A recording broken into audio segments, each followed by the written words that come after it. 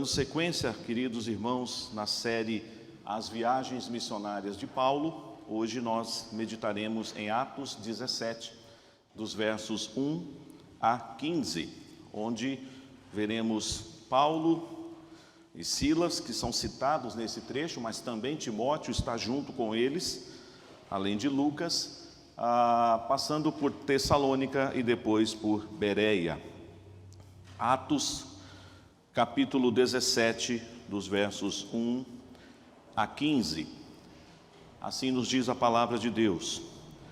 Tendo passado por Anfípolis e Apolônia, chegaram a Tessalônica, onde havia uma sinagoga de judeus.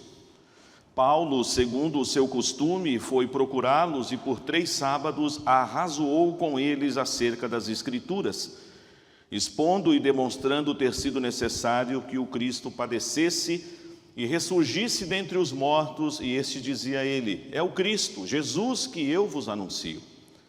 Alguns deles foram persuadidos e unidos a Paulo e Silas, bem como numerosa multidão de gregos piedosos e muitas distintas mulheres. Os judeus, porém, movidos de inveja, trazendo consigo alguns homens maus dentre a malandragem, ajuntando a turba, alvoroçaram a cidade e, assaltando a casa de Jason, procuravam trazê-los para o meio do povo. Porém, não os encontrando, arrastaram Jason e alguns irmãos perante as autoridades, clamando: estes que têm transtornado o mundo chegaram também aqui, os quais Jason hospedou. Todos estes procedem contra os decretos de César, afirmando ser Jesus outro rei. Tanto a multidão como as autoridades ficaram agitadas ao ouvirem essas palavras. Contudo, soltaram Jason e os mais após terem recebido deles a fiança estipulada. E logo durante a noite os irmãos enviaram Paulo e Silas para Bereia. Ali chegados, dirigiram-se à sinagoga dos judeus. Ora, estes de Bereia eram mais nobres que os de Tessalônica, pois receberam a palavra com toda a avidez, examinando as Escrituras todos os dias, para ver se as coisas eram de fato assim. Com isso, muitos deles creram, mulheres gregas de alta posição e não poucos homens. Mas logo que os judeus de Tessalônica souberam que a palavra de Deus era anunciada por Paulo também em Bereia, foram lá excitar e perturbar o povo. Então, os irmãos promoveram sem detença a partida de Paulo para os lados do mar. Porém, Silas e Timóteo continuaram ali. Os responsáveis por Paulo levaram-no até Atenas e regressaram trazendo ordem a Silas e Timóteo para que, o mais depressa possível, fossem ter com ele. Amém. Oremos, queridos, mais uma vez. Bondoso Deus, estamos na tua casa de oração, já entoamos hinos, cânticos ao Senhor, e cremos que as leituras que já foram realizadas da tua palavra também prepararam o nosso coração para este momento, onde ouviremos a instrução da tua palavra nesse texto que acabamos de ler. Ilumina-nos com teu Santo Espírito, para que o Senhor me use nesta manhã mais uma vez, e a tua igreja seja edificada, desafiada e confrontada na tua palavra. Nós oramos por nossos irmãos e amigos que estão em casa também acompanhando a transmissão do culto, que eles não permitam que o fato de não estarem aqui no templo os façam ficar distraídos com outras coisas, mas que eles estejam atentos, como nós também, atentos ao ensino da tua palavra. Nós oramos em nome de Jesus. Amém. Quero começar com as nossas queridas crianças. Esse desenho já foi realizado por vocês em uma outra ocasião, mas mais uma vez pedirei que as crianças façam, colocando a folha na posição horizontal, uma linda Bíblia aberta. Você terá sua liberdade, sua criatividade para fazer essa Bíblia, mas é em cima. Se você ainda não é alfabetizada, pede ajuda para o papai, para a mamãe, para quem está do seu lado, um adulto, para escrever bem em cima como um título: o Evangelho de Jesus. Você vai escrever isso como um título do seu desenho. E no centro da folha, uma Bíblia aberta, aonde você estará ali. Se você desejar escrever um versículo, para aqueles que já são alfabetizados, fique à vontade. Pode escolher, de repente, com a ajuda do seu papai e da sua mamãe, um trecho dos versículos que nós acabamos de ler aqui de Atos 17.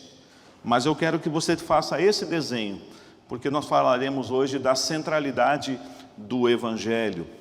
E nós estamos então, irmãos, mais uma vez dando sequência à exposição das viagens missionárias do apóstolo Paulo. Se você acompanhar comigo aí no capítulo 16, o verso 40, diz que depois da passagem de Paulo, Silas e também Barnabé, por Filipos, depois de toda a experiência que eles tiveram ali, eles retornam à casa de Lídia e depois eles vão partir para essa região que nós acabamos de ler. O texto então nos informa que dentro da segunda viagem missionária de Paulo, ele agora se encontra em Tessalônica. Eles passam antes por 2 lugares onde eles provavelmente pernoitaram, mas não ficaram ali: Anfípolis e Apolônia. A distância entre Filipos e Tessalônica é aproximadamente 160 quilômetros. Então é possível que Paulo, com a sua equipe, tenha feito paradas para descansar nesses 2 locais. Outros comentaristas chegam a dizer que ele não ficou ou não permaneceu algum tempo em Anfípolis ou Apolônia por não haver ali uma sinagoga. Nós não temos como comprovar isso. Mas é interessante que o apóstolo Paulo, certamente conduzido por Deus, porque já aprendemos isso na última vez que pregamos em Atos 16, quando ele tem a sensibilidade para perceber o local onde Deus quer usar, onde o evangelho deve ser pregado, Tessalônica não é escolhido por acaso. Tessalônica ocupa um lugar muito importante aqui na Macedônia. Ela é a capital da Macedônia. É uma cidade que, por lealdade ao império, ela alcançou a liberdade. É uma cidade livre, ela tem um governo próprio, ela tem um conselho de autoridades locais que governam a igreja, ou melhor dizendo, a cidade.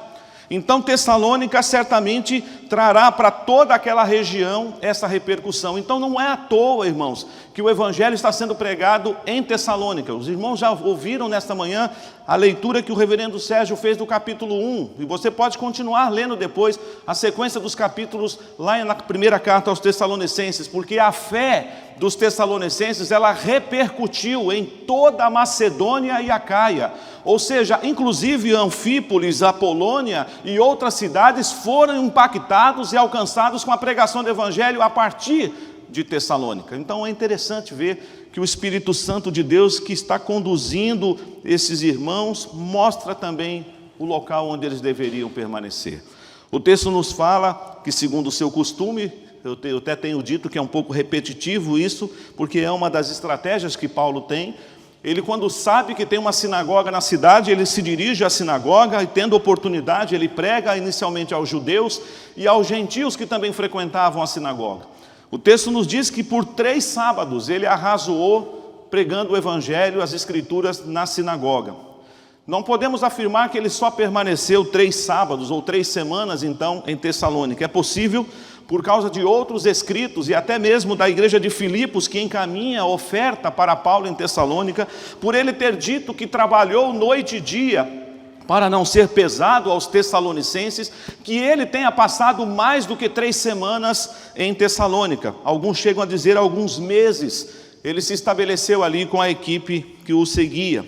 E o evangelho de Deus então é pregado neste lugar. O texto nos informa que alguns foram persuadidos e unidos a Silas, judeus, mas aqui há um destaque com uma numerosa multidão de gregos piedosos e muitas distintas mulheres. Então nós vemos que o apóstolo Paulo com Silas, e eu volto a reiterar, no finalzinho do texto aqui que eu li, aparece o nome de Timóteo. Timóteo ainda como talvez ali um trainee.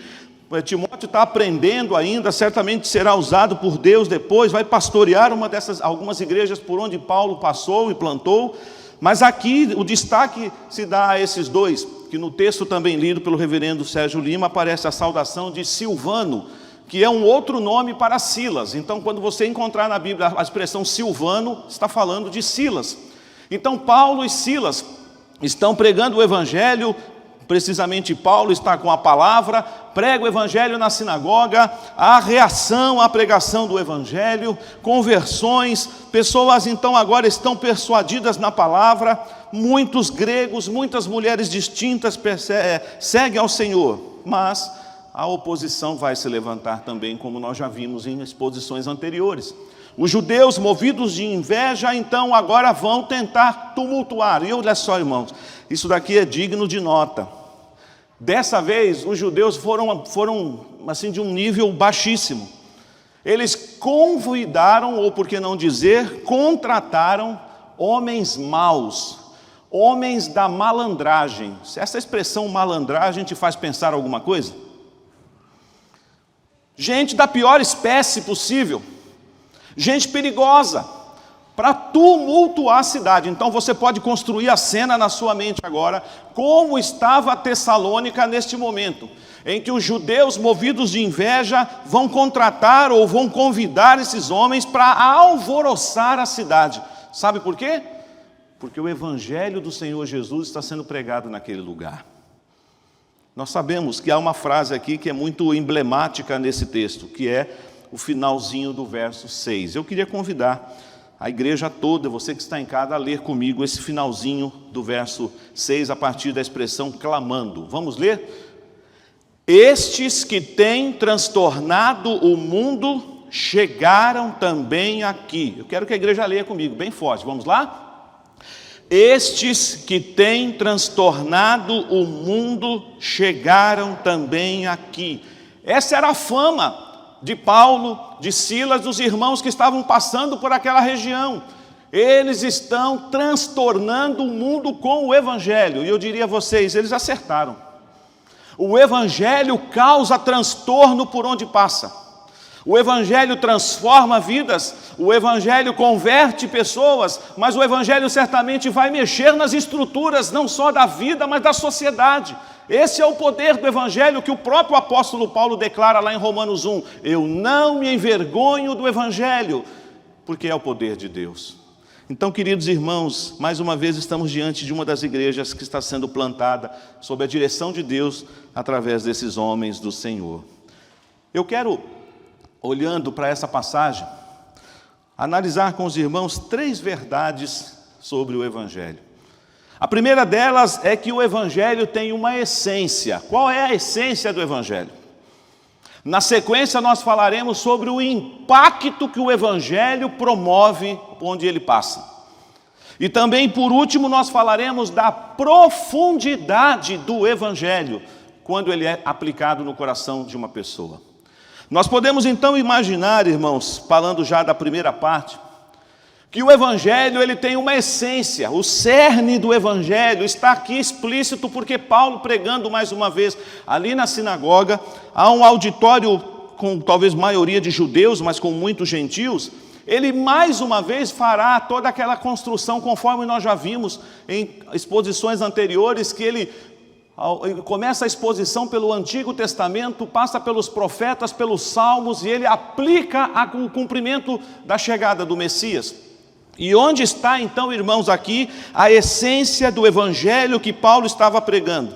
Está aqui no versículo 2, por isso diz a palavra de Deus, ou melhor, versículo 3, expondo e demonstrando ter sido necessário que o Cristo padecesse e ressurgisse dentre os mortos, e este, dizia ele, é o Cristo Jesus que eu vos anuncio. O que nós podemos afirmar então, sem sombra de dúvidas nesta manhã, e eu creio, sei que você já sabe disso. O cerne do evangelho, a essência do evangelho que pregamos e vivemos é Jesus. É Cristo Jesus morto na cruz, é Cristo Jesus ressuscitado e está à destra de Deus Pai agora. E estamos aguardando a sua segunda vinda.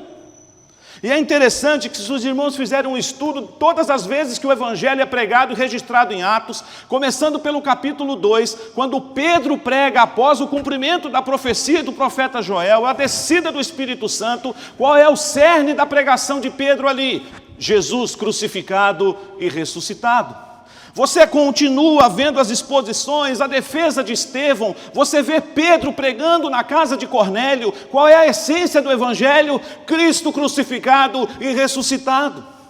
E eu separei aqui um trecho que eu considero extremamente lindo, quando Paulo, escrevendo a carta aos Coríntios, a primeira carta, no capítulo 15, quando ele vai defender a doutrina da ressurreição, ele começa de uma forma linda. Eu leio aqui para os irmãos 1 Coríntios 15, verso 1. Irmãos, venho lembrar-vos o evangelho que vos anunciei, o qual recebestes, no qual ainda perseverais. Por ele também sois salvos, se retiverdes a palavra tal como a vô-la preguei, a menos que tenhais crido em vão. Olha que coisa linda agora. Antes de tudo, vos entreguei o que também recebi, que Cristo morreu pelos nossos pecados, segundo as Escrituras, e que foi sepultado e ressuscitou ao terceiro dia, segundo as Escrituras. Olha que coisa linda, irmãos. Quando Paulo vai trabalhar ali a doutrina da questão da ressurreição por causa dos saduceus, nós vemos agora o Senhor aqui falando que a essência do Evangelho é Jesus. Por isso, irmãos, tem um Evangelho sendo pregado por aí que não é o verdadeiro Evangelho. Não exalta Cristo, não glorifica o Senhor Jesus, não fala da obra vicária de Cristo na cruz, não anuncia a ressurreição de Jesus dentre os mortos e não prega a volta de Jesus para buscar a sua noiva. Esta é a mensagem que Paulo estava pregando naquela sinagoga em Tessalônica. O Evangelho é essencial na vida do homem, e o Evangelho tem a sua mensagem central, o Evangelho tem o coração do Evangelho, se eu posso assim dizer, é Cristo Jesus. Não podemos pregar nada que não fale a respeito de Jesus, crucificado, ressuscitado, exaltado. É isso que nós estamos vendo aqui, Paulo mais uma vez fazer com autoridade e poder, na região de Tessalônica. E é por isso, irmãos, que quando o Evangelho do Senhor é pregado de forma verdadeira, o Evangelho, o genuíno Evangelho é anunciado, proclamado, ele promove resultados. Nós não temos poder sobre isso. Não está em nós o poder, já foi dito isso aqui também, de converter ninguém, de transformar a vida de ninguém. Isso é obra exclusiva de Deus. Nós somos mensageiros, pregadores, proclamadores do Evangelho. Mas que coisa linda, meus irmãos, quando o Evangelho é pregado, nós vemos a ação de Deus na vida do homem e da mulher. Não é diferente hoje. Quantos de nós que estamos aqui fomos também impactados, fomos alcançados por esse Evangelho? Eu outrora vivia na idolatria e achava que estava fazendo o correto. Mas quando eu fui alcançado por essa maravilhosa graça, quando eu fui treinado, quando eu fui discipulado e ensinado na palavra que o Evangelho é Jesus, que Jesus é o caminho, a verdade e a vida, e ninguém vai ao Pai se não for por Ele. Eu entendi que eu estava errado, mas é claro que eu não cheguei a essa conclusão sozinho. Sem a ação de Deus na minha vida, sem o Espírito Santo para operar de forma regeneradora, eu não poderia responder a este Evangelho. Mas nós podemos pregar. O Evangelho tem uma essência. A essência do Evangelho, o coração do Evangelho, é a pregação genuína onde exaltamos Cristo Jesus, crucificado, ressuscitado e que está à destra de Deus Pai, aguardando o momento certo para voltar, para nos buscar. Mas em segundo lugar, o Evangelho ele não só tem uma essência, mas o Evangelho é impactante. Ele gera impacto na vida das pessoas, tanto na vida dos salvos como na vida dos condenados. Já foi dito isso aqui pelos pastores da igreja, tanto eu, o reverendo Sérgio, o reverendo Robert, pregamos e falamos isso, e tantos outros pastores que fielmente pregam a palavra de Deus. Invariavelmente, o Evangelho haverá de causar esses dois resultados: conversão, salvação, transformação, mas também condenação. Muitos judeus aderiram à palavra, muitos homens, muitas distintas mulheres, mas também teve oposição. Mas eu gosto muito desse texto que eu pedi para nós falarmos juntos, que é o final do verso 6. Estes que têm transtornado o mundo chegaram também aqui. Na verdade, não era Paulo que estava transtornando o mundo. Nem era Silas que estava transtornando o mundo. Quem era que estava transtornando o mundo, irmãos? Jesus, que continua transtornando o mundo. A história foi dividida entre antes e depois de Cristo. É claro que muitas pessoas colocam isso na linha da história. Você que já aprendeu lá no colégio, na aula de história, né? O professor fazia aquela linha e colocava lá o antes de Cristo, depois de Cristo, como um marco. Talvez as pessoas façam essa divisão de uma forma humana, mas para nós faz todo sentido isto. Porque houve um dia na minha vida que foi o antes de Cristo e depois de Cristo, como Paulo escreve aos Efésios: antes eu estava morto nos meus delitos e pecados, mas agora eu tenho vida. Ele me deu vida, o antes e o depois da nossa vida. Por isso, queridos, o Evangelho é impactante, porque o Evangelho chega com graça e poder, o Evangelho alcança vidas perdidas, o Evangelho confronta o homem no seu pecado, o Evangelho dá nome ao pecado, o Evangelho diz que o homem precisa de esperança, e a esperança é Jesus. Ele é impactante, ele é confrontador, por isso que nós podemos afirmar que a essência do Evangelho é Jesus, e esse Evangelho, quando é pregado com verdade e confiança e fidelidade à palavra, ele é impactante. Por isso, queridos, nesta manhã, mais uma vez, esse Evangelho que tem transtornado o mundo é que está sendo anunciado aqui. Estamos de portas abertas, estamos transmitindo o culto pelas mídias digitais, mas existem lugares que isso não pode acontecer. Existem lugares nesse exato momento em que os nossos irmãos, talvez se estiverem reunidos por conta do fuso horário, pode ter um pouco diferente, mas eles não podem cantar a plenos pulmões, como nós cantamos alguns instantes atrás. Não podem falar abertamente como eu estou pregando e anunciando o Evangelho, mas ainda assim, lá o Evangelho está sendo pregado.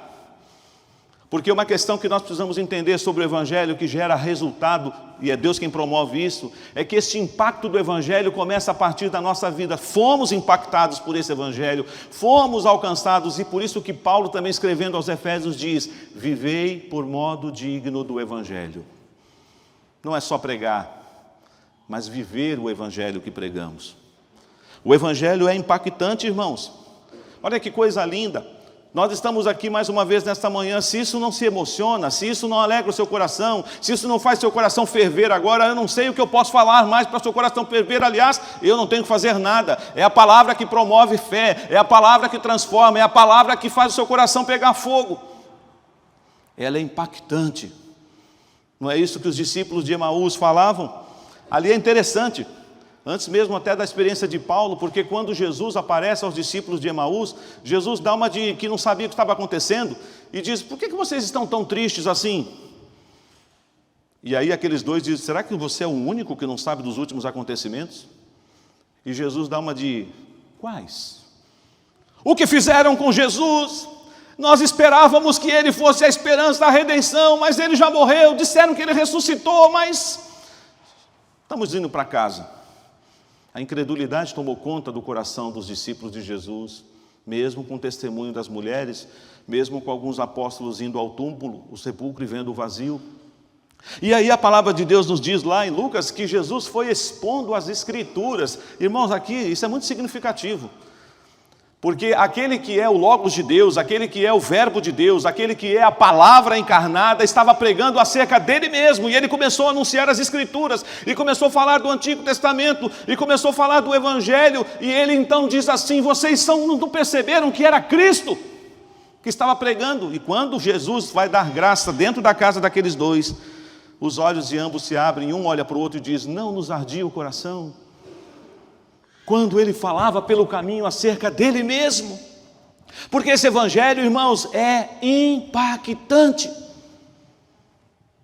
Ah, meu irmão, minha irmã, se você lê a palavra e não sente esse impacto, como é que você vai poder anunciar essa verdade? Eu não sei se é verdadeira essa história que eu vou registrar aqui, essa ilustração, pode até ser apenas uma ilustração que algum autor criou. Mas diz que um ateu, ou por que não dizer, um ator de cinema, cada um conta essa história de uma forma, e um pastor se encontraram lá nos Estados Unidos. E o pastor inquiriu, assim, o ator falou, eu não entendo, eu prego a verdade, e não consigo encher uma sala para ouvir a pregação. Você atua como ator no cinema, na televisão, prega mentira, e as salas estão lotadas para ver o seu trabalho, qual é o segredo? E o ator disse para o pastor, é porque eu prego a mentira como se ela fosse uma verdade. E você prega a verdade como se ela fosse uma mentira. Já ouviram falar da expressão que estão usando agora aí dos ateus cristãos? E claro que isso é um anacronismo, como uma coisa não pode ser a outra, mas é só para explicar, o que é um ateu cristão? É aquele que ele declara que professa a fé em Jesus, mas ele não vive essa fé. Ele não prega esse Evangelho, ou porque ele prega muitas vezes só com palavras, mas ele não vive esse Evangelho. É o tal do cristão não praticante. É muito comum você encontrar por aí pessoas do romanismo que dizem, qual é a sua religião? Ah, eu sou católico romano. não praticante. Não se assustem se daqui a algum tempo você começar a escutar assim: eu sou evangélico não praticante, protestante não praticante. Sabe por quê, irmãos? Porque o evangelho precisa ser vivido. O evangelho gera impacto na nossa vida. A essência do evangelho, o que é mesmo? É Jesus. O evangelho é impactante. Aqueles que têm transtornado o mundo chegaram até aqui. Vocês vão perceber, irmãos, que dessa vez o Senhor vai preservar a vida de Paulo e Silas, talvez de mais uma surra, porque eles iriam certamente aqui sofrer mais uma vez como aconteceu lá em Filipos, mas eles estão agora hospedados e, por que não dizer, foram até colocados num lugar secreto, foram escondidos.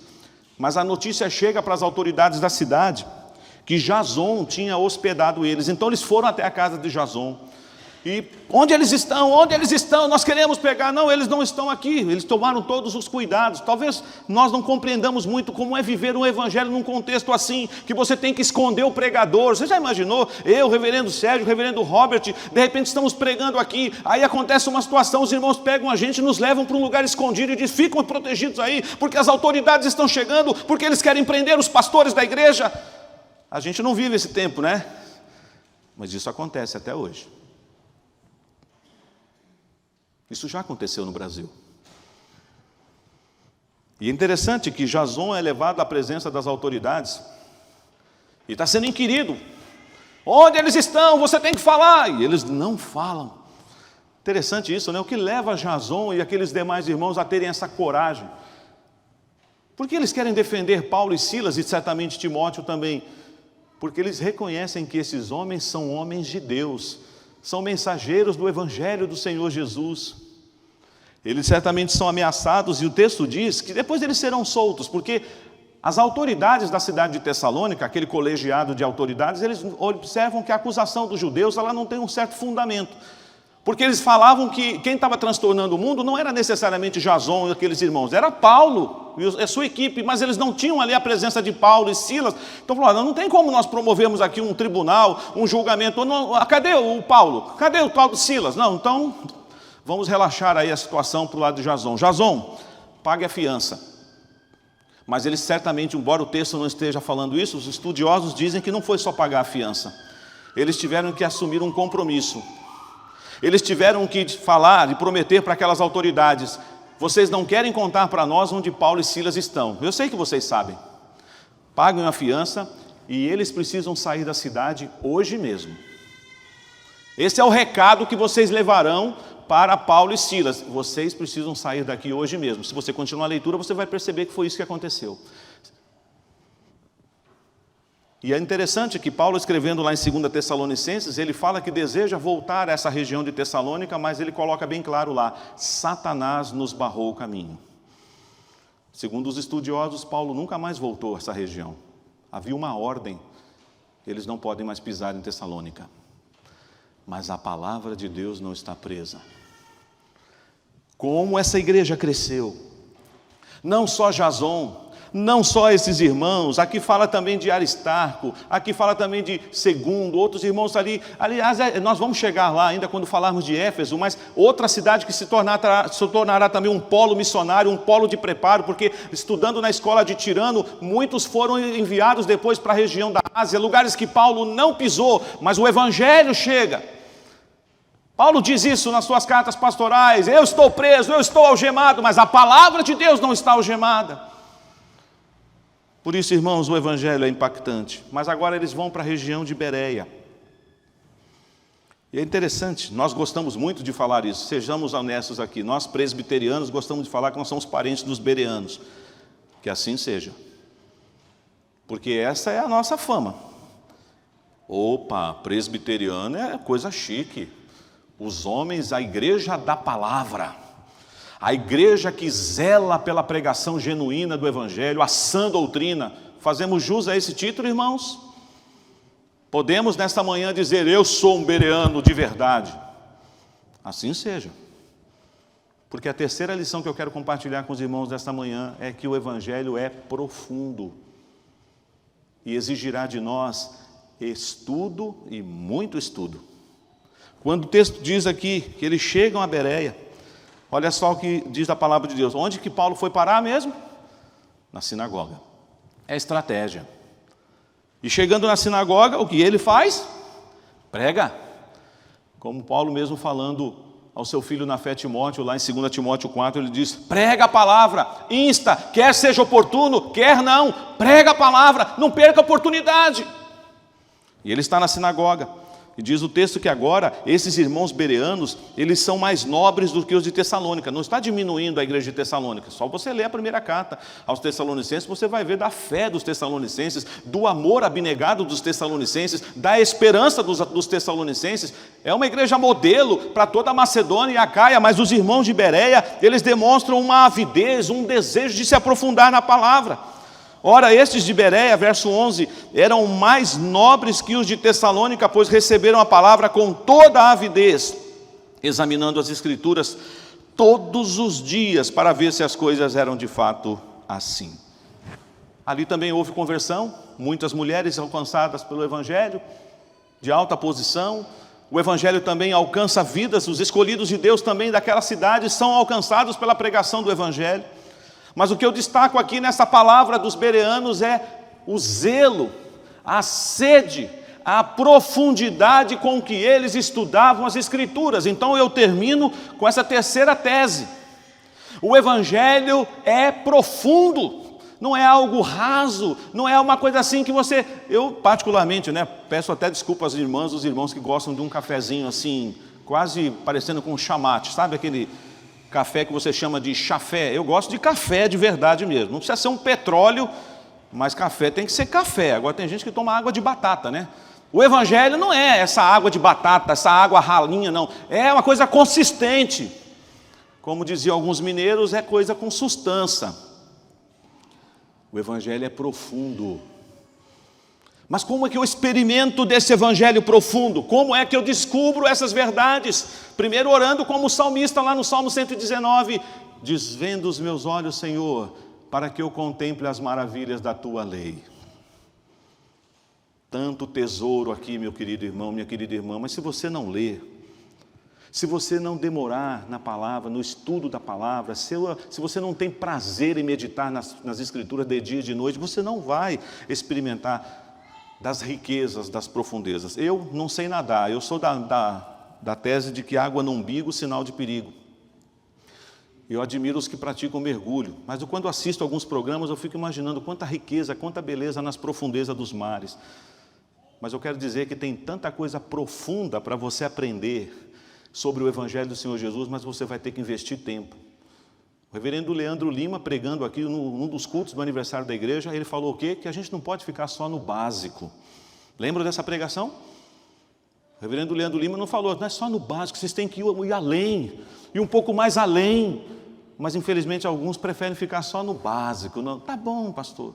Por isso que muitas vezes quando você é confrontado lá fora com a sua fé, com a razão que você não sabe sair do João 3,16, você só lembra do Salmo 23 e não pergunta mais porque eu vou chamar o meu pastor que eu estou desesperado. Não, nós temos aqui, graças a Deus, irmãos e irmãs que estão discipulando, que estão sendo discipulados, que sabem responder. Que não ficam só na primeira pergunta do catecismo, fim principal do homem é glorificar a Deus e gozá-lo para sempre.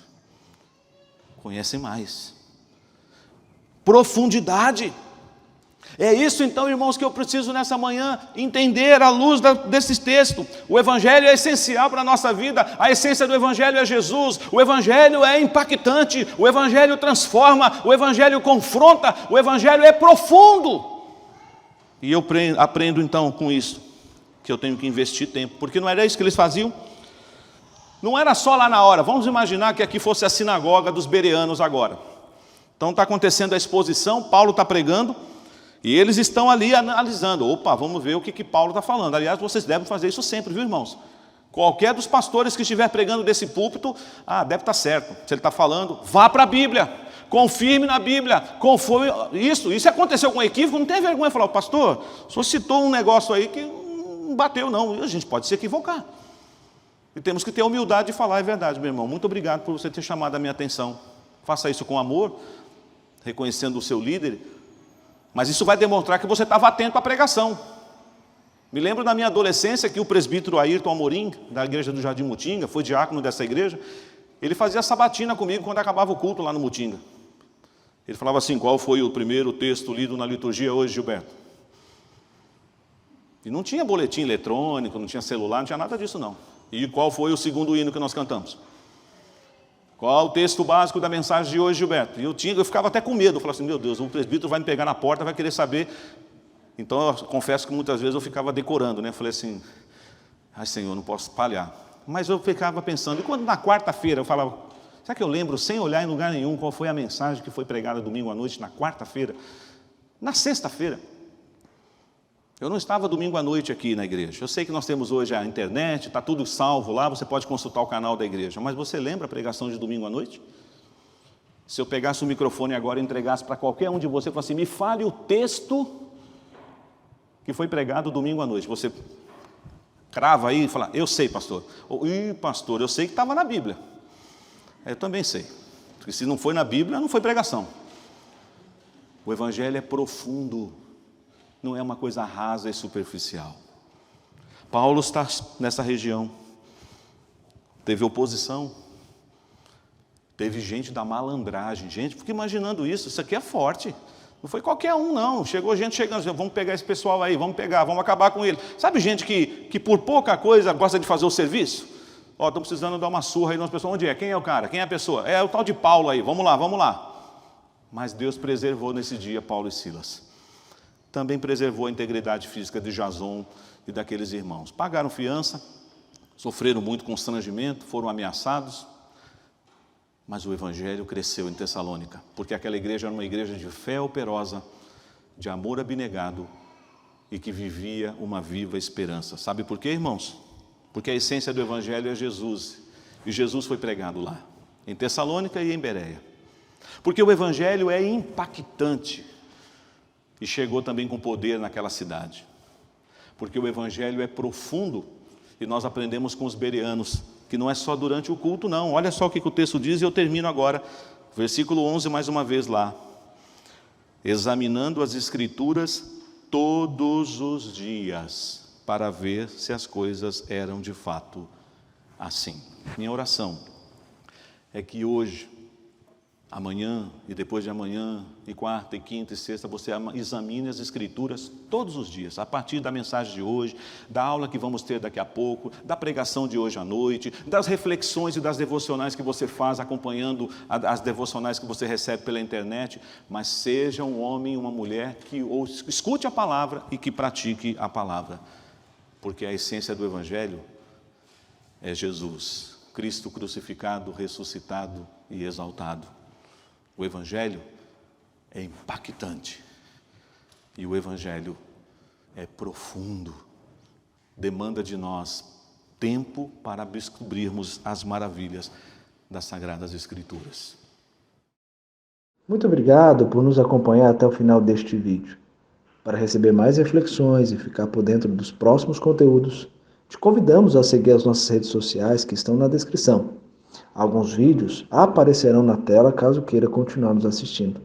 Abraço e até a próxima.